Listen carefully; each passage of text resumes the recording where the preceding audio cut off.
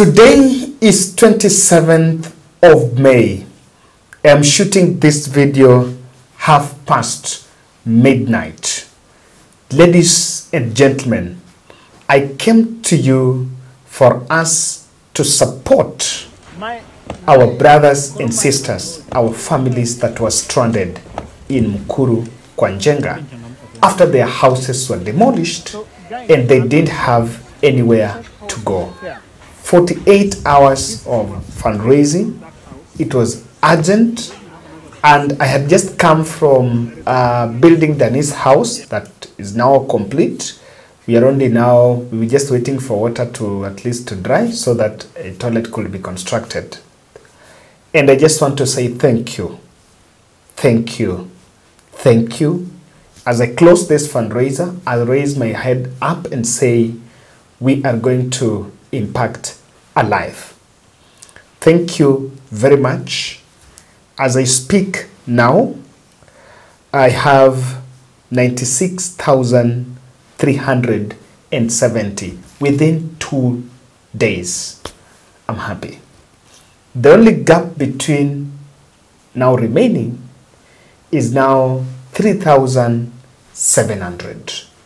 I believe that with those who had already said, those that are reaching out, Kevin, and just send, I believe you can send. I will be taking this, I will be taking them the money tomorrow at midday, at noon. So if you send before that, I think we'll be able to cover that deficit so that we can go and help them get alternative settlement tomorrow, Monday at noon, that is 28th. And those who had also pledged that they were going to take some clothes, nasema santeni sana. I will link you up directly because I will have to at least retreat back to the office. So those who are also willing to support them other things, I'm so happy. That is the spirit of Bold Charity Network. Apart from political analysis, this is also another platform that we use to impact our community. Thank you. And thank you very much for participating in this, for making it a big success. The deficit is only 3,700, and I think with the few that is remaining and those who had also pledged that will send, I believe we'll be able to be somewhere. Now, allow me transition to the politics of the day. The events of 18th April are still clear in the minds of Kenyans. I am speaking about the day our CDF, late General Francis Ogolla chopper, fell off the sky in Elgeyo Marakwet, killing the CDF and 9 other military officers. The country was broken in the middle, and Kenyans raised suspicious questions on the scope of investigation, and now the nation is digging through and the military sources are leaking preliminary findings from that investigation. It will be very important for you to understand what are they saying and where is that now discussion going through. First, according to the military sources, the team was led by Brigadier, the investigators are Brigadier Sala Farah, Base Commander Laikipia Air Base. The other members of that team include pilots, the technicians of the choppers, engineers, and forensic experts. I looked at that, and that is a team that is leaning towards just finding out what brought the chopper down, how the chopper came down. I may want you to also look at, by 24th of May 2024, the team that are probing the data are saying they had managed to interview pilots who had flown the ill-fated CAF Huawei chopper before. Command teams they investigated. Number two, two survivors, Lieutenant Colonel Kasaine Olekuruta and Corporal Frankford Karanja. Witnesses at the crash site and responders on the first responders on the fateful day. They are also saying they have gathered some remains, or rather that will give leads on what could have happened that fateful day. I only have one reservation by what so far, just that information to that level. It seems to only narrowing on the chopper falling. But the situation surrounding what could have happened, I think it's not yet clear. So there is someone I believe was supposed to be part of this, and we're going to look at that. The US-based manufacturer of the chopper, Bell Huawei 2, are also part of the team that they've reached. But in a report that was done by Duncan Kaemba, the Nation team is saying, they reached out to the manufacturer, but they say that they don't have any grasp of, or they cannot comment about any sort of investigation. So there are some gray areas in that. More shocking are the events of the day that, without much ado, allow me to quote Nation verbatim. And this is just by making sure you listen to this story here. Nonetheless, there was open dissatisfaction among some members of public as well as various leaders who openly served their reservations, questions and skepticism to the Commander-in-Chief, both during General Francis Ogolla's memorial service and his burial ceremony. Because of the manner in which the Ogolla died, a lot of rumors are flying around all over. We want these rumors to be put to rest. And this can only happen if there's a thorough investigation to tell us the cause of the death, how that plane came down. A number of hard questions and concerns have been and continue to be raised on the CDF's travel on that fateful day. First, the CDF is the shadow president in the event of a state of emergency in the country. The head of the military is accorded almost similar treatment to that of the president, which include a standby chopper if he is flying, a doctor and a blood bank in case of any eventuality. However, this was not the case when the late General Ogolla flew to the volatile North Rift region. Secondly, when flying on such missions, the CDF has a Puma helicopter or a double-edged propelled helicopter at his disposal. Neither of these were accorded to the general on that fateful Thursday.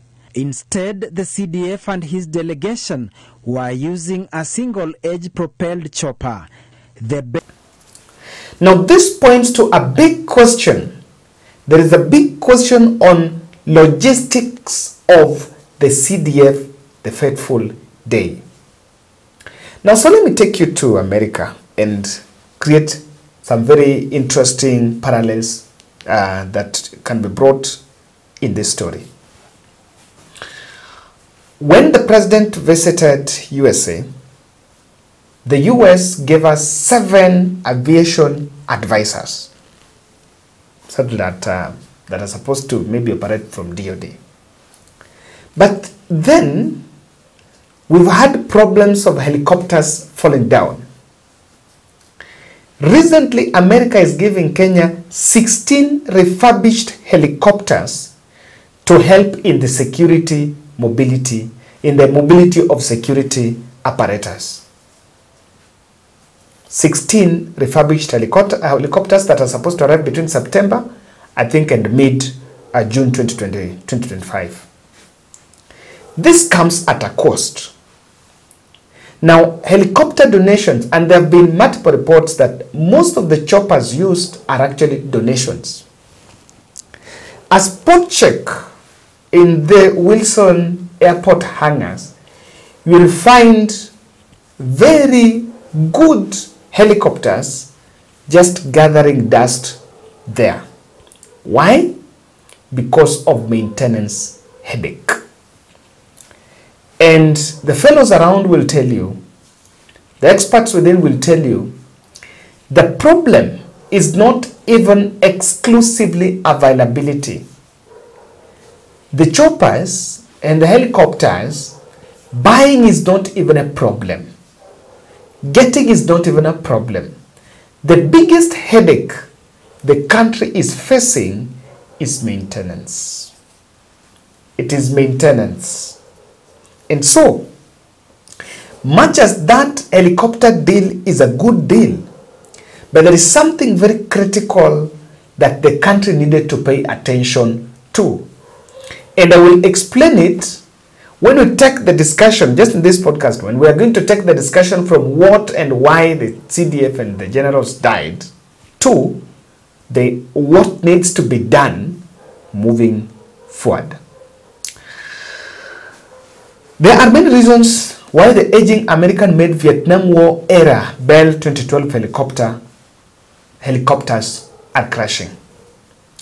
The reason why I'm taking the issue of maintenance as very critical. I think I listened to a story. There is a story that was done by CNN. And they're saying that some state officials in Iran are blaming US sanctions on Iran as part of what caused the death of President Raisi. Is it Raisi? President Raisi. And US, of course, dispelled those as just mere speculation. And of course, they are mere speculations. But what happened there is, also the president of Iran fell off from the sky. The chopper crashed and it was reported due to bad weather. On our end, it is not even a matter of bad weather. So, what are we saying? Much as we are getting these gadgets, but have we put a very good strategy and a budget for maintenance? That's a big question. And the question on the death of Ogolla and the other generals, the whole question now has to change from the 5 W's of why it happened, how it happened, what killed him. You know, all those 5 journalistic W's have to go silent. Because I agree with the public that nothing like the truth will be made public. There's so many spins in it, and I think if you listen to the Nation team, they're saying that the manner in which there is no guarantee it will even be made public. No guarantee. Probably I think it will be given in bits. You know the way they're saying, they don't want to give a dossier. They'll be giving these findings in bits. So by the time they will be releasing full report, there will be nothing new, by the way. They shall have said everything. Get this, let the public consume, talk about it, public forgets, then after some time they also release another one, and there is no timeline for that investigation. And so, now it has to change from those 5 W's to how to prevent this in future. We must now think beyond that. And I'm seeing 3 aspects. It is fine and it is charitable for United States to donate choppers to us as a country. But I believe that we must make deliberate efforts to buy. Let donations not be an excuse of not buying new ones. Remember, this was second hand. Let them not be an excuse. The country must make a very deliberate effort to acquire and invest in this. The aids, much are good, but most of what we are using here have been given to us. And they come with a lot of challenges. Number two, as we take helicopters from US, let's get strategic MOUs with manufacturers on the issue of spare parts. The US is the manufacturer is the US. Let's get how, and you see, I'm seeing recently I understand why in the finance bill, 2.5% on motor vehicle circulation tax is there, but the tax on spare parts of the choppers have been reduced. Why?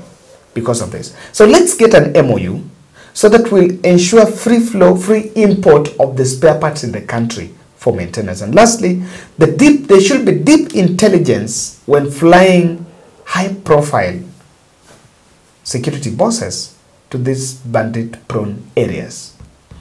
Why am I saying? Just recently there was some security personnel killed some bandits, and because those bandits had even started engaging them, now wakiwa juu.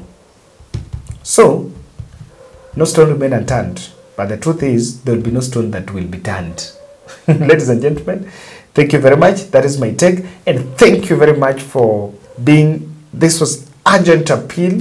Within 48 hours, we have managed, and I believe that the deficit of 3,000 will get, so that tomorrow I will be in Mukuru kwa Ruben by noon, so that we can also support, and I'll be so glad to see them moving to other areas.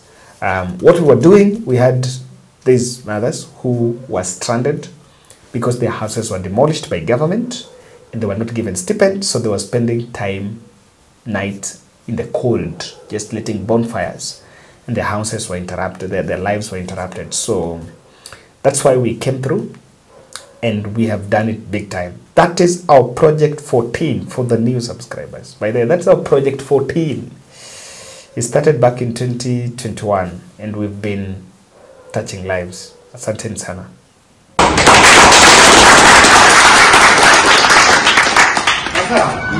Yeah, so, and guys, I'm talking to you guys, how the club matters. Yes, so that is what we're going to do. You see, this woman here, they are 50. Now, wengine, not they're 50, they are 10, we picked 10. So, the only problem here is them moving out, kwa sababu hizo nyumba zimebomolewa.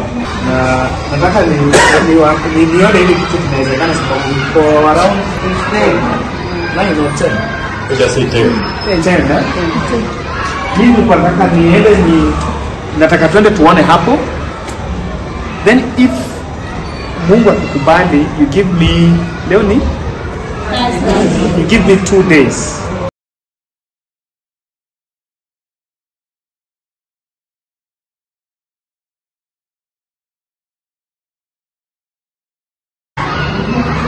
Then tunakubaliana, sitakupatia kwa mkono, nenda tunalipa.